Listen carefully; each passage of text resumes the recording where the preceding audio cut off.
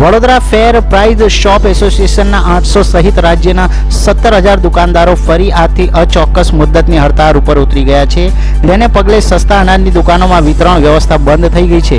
થોડા દિવસ પહેલા સરકારે ઓછામાં ઓછું 20,000 વળતર આપવાની જાહેરાત કરી હતી, જો કે હવે સરકારે 300થી ઓછા ગ્રાહકો ધરાવતા વેપારીઓને જ આ 20,000નું વળતર આપવાની વાત કરતા સસ્તા અનાજના દુકાનદારો રોષે ભરાયા છે અને દુકાનદારોએ માંગ કરી છે કે તમામ દુકાનધારકોને ઓછામાં ઓછું 20,000 રૂપિયાનું વળતર મળવું જોઈએ।